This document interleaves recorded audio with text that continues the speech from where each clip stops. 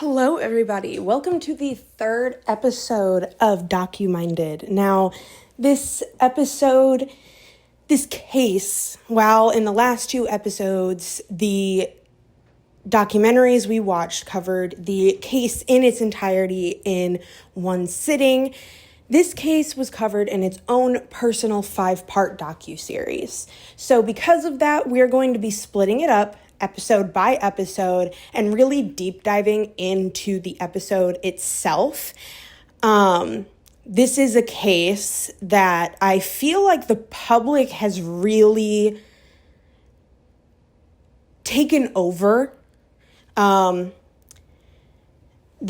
case is finished from a legal standpoint, and we'll get more into that with the final episode. I'm really going to try to stick to only what is in this documentary. There have been so many discussions of things that happened before, during, after, and a lot of the stuff that happened after this documentary was released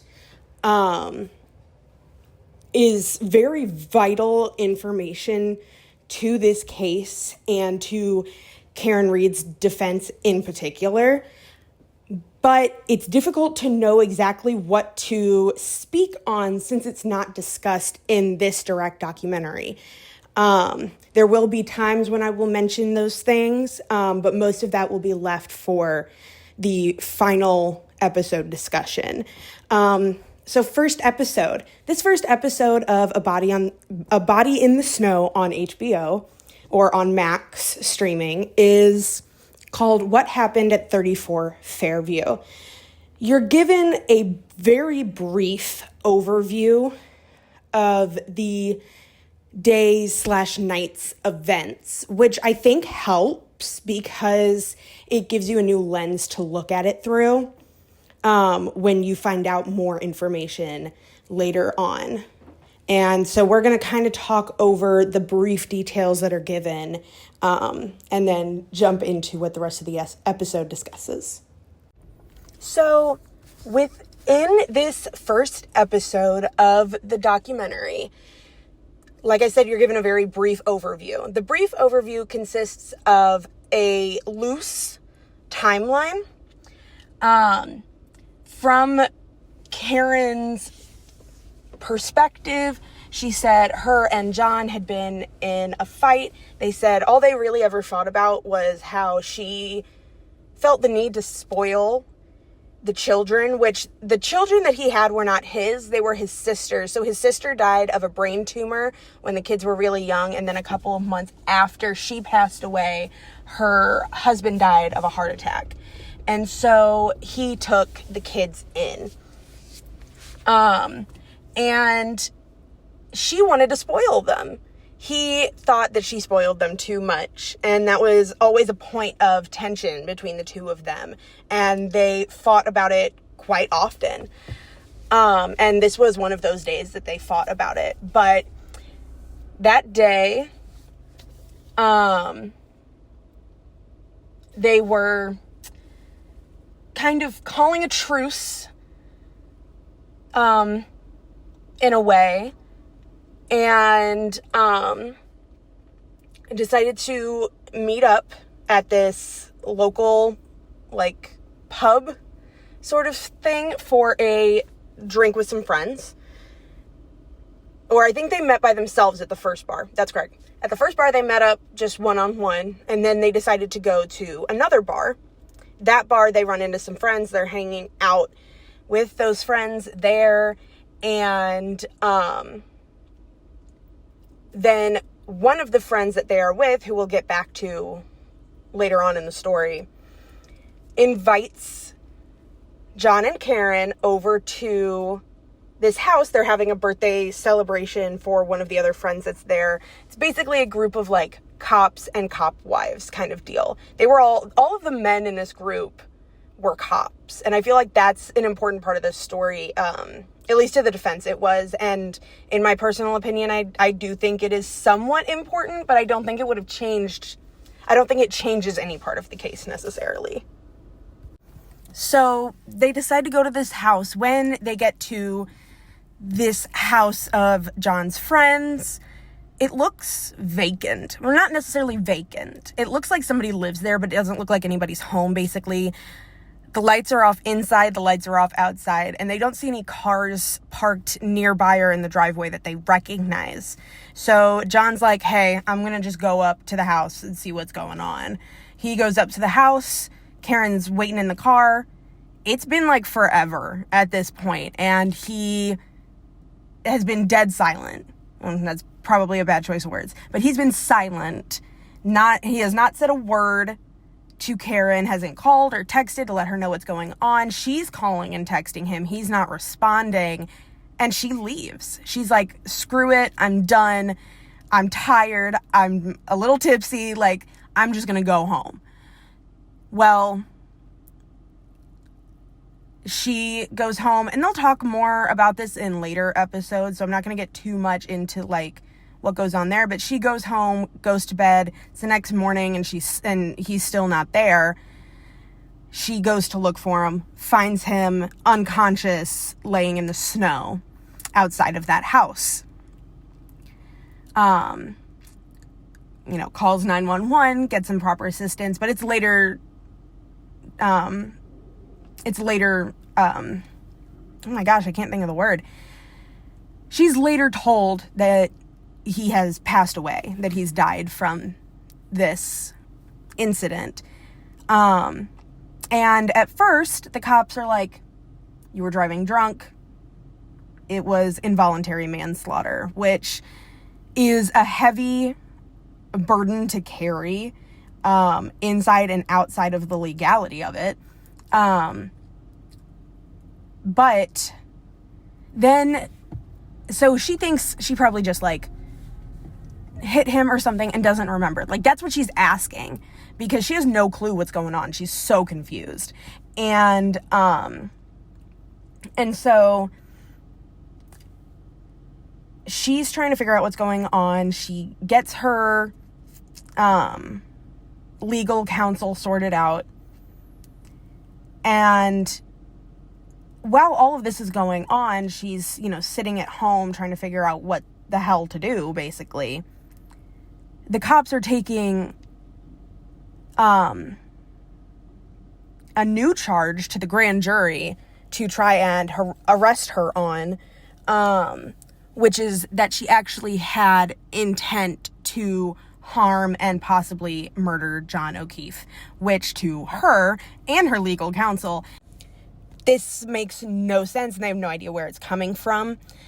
So she gets arrested again, and this is where, not just from knowing what else goes on in this case, but also just knowing how cases are supposed to be handled from a forensic standpoint to make sure that there are no issues in the case when it goes to trial, you start to see a lot of issues with how things are handled. So there's not much footage of her first arrest, but there is an entirety of her second arrest on film. And within her second arrest, she's, at home trying to figure out what the hell is going on. She's, freaking out about life. All of a sudden, the cops are back, and she even says, like, they say something before knocking, and she hears them outside say, like, maybe we should go around the back, and she actually thought that, like, somebody was there to, like, attack her, basically, because of this. Ends up being the cops, and they are there to arrest her. But like I said, she's at home. She's in her pajamas. She's, like, not in a situation where she's, made to be arrested. Not that anybody's, in, like, a perfect arrestable situation necessarily, but she starts kind of freaking out. And I'm going to basically say what happened and then talk about it from a psychological standpoint afterwards.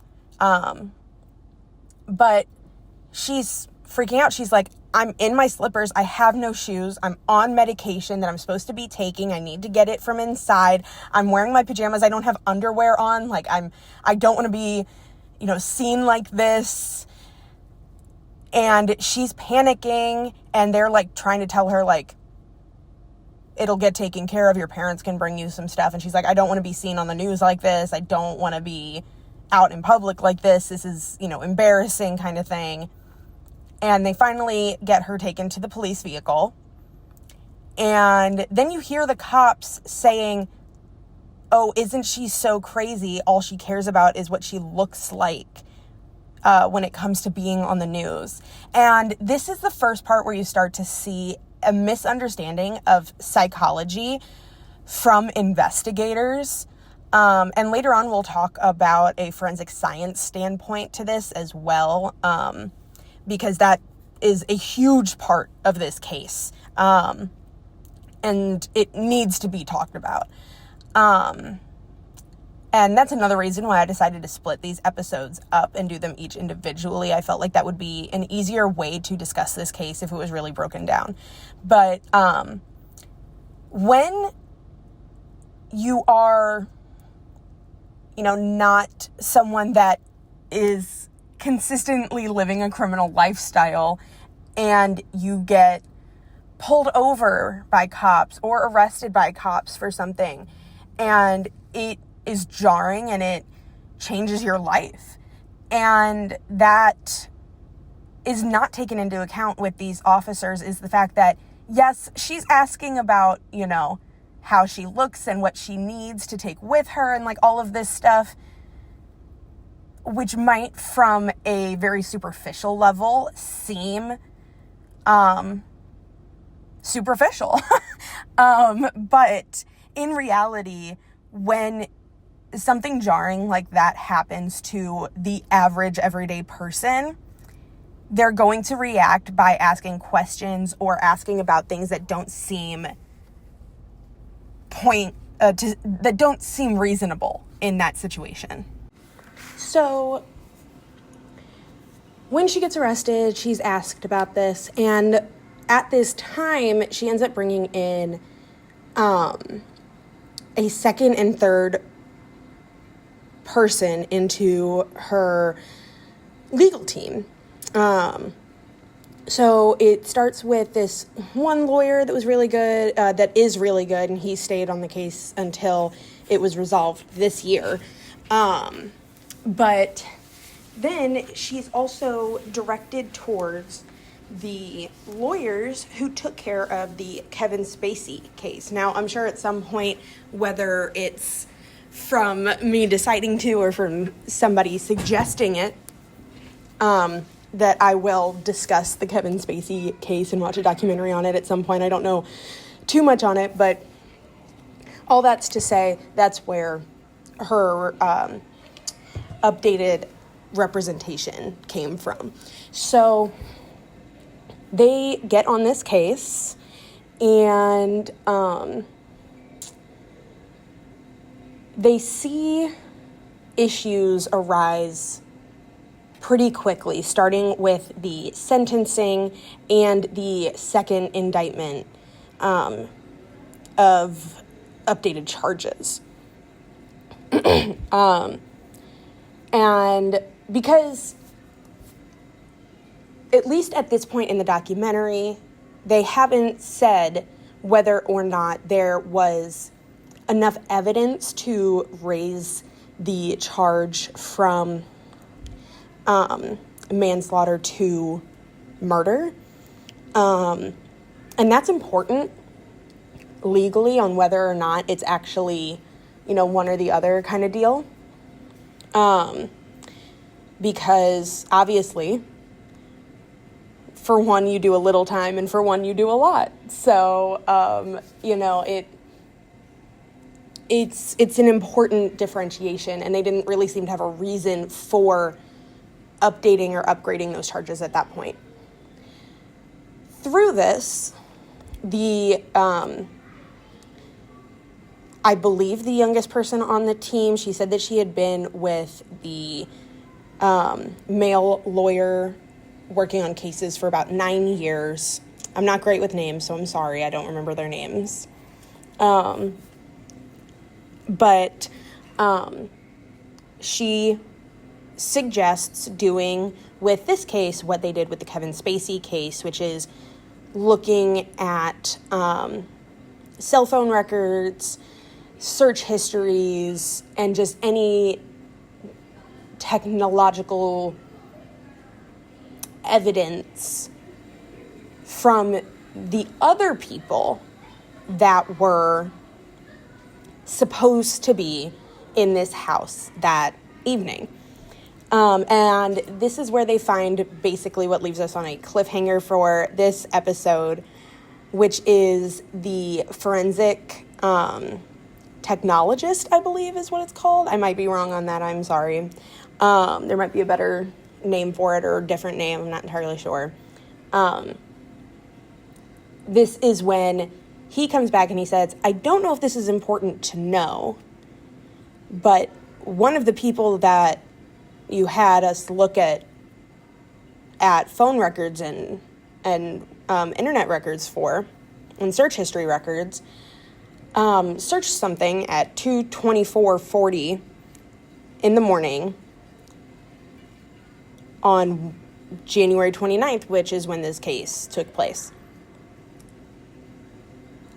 She searched at 2:29 in the morning how long to die in the cold. Now, she does misspell the word how. She spells it HOS. But you know that's what she's meaning to say. It's not like it's something where it could be like she meant to say, how long can you be out in the cold? Like, no. She clearly put how long to die in cold. So it's very clear what she's looking for. And this person goes by the name, well, this is her name, but this person is Jennifer McCabe. And Jennifer McCabe and her husband, who is also a police officer that worked with John O'Keefe, they come into play a lot in this case. So I don't want to say too much because of the fact that I know how much is going to be said about them within the upcoming episodes. So that's episode 1, really. Not much I can say on it. Of course, there's a lot of details that I'm sure I will be discussing with later on episodes. Within this case, there are a lot of forensic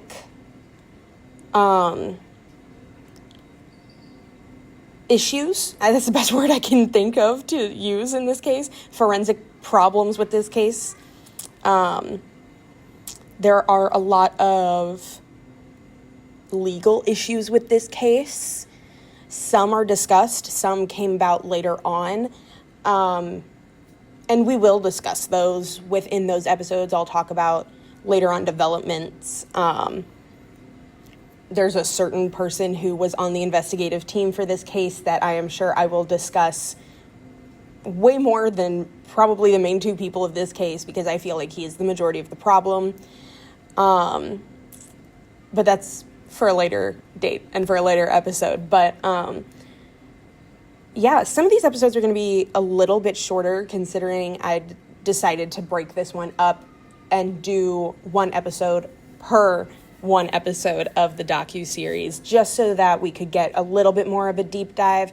Of course, with this first episode, it's a lot of background knowledge about their families, their upbringings, how they met, how their relationship was, what their lives were like, what they did for work, and their parents and all that stuff. And that just, I don't feel like there's a lot to really cover there that is beneficial to the discussion of this case. So we won't really get into that. That's why this episode is going to be fairly short. But as these episodes go on, they will get longer. I will get more heated. And we will discuss a lot of things that, as someone who studies forensic psychology, forensic science, criminology, and criminal law, kind of looks into all of that through my major at college, the minimal ups and extreme downs of how this case was handled. So look forward to that. This is going to be a goodie here, guys. I'll see you later.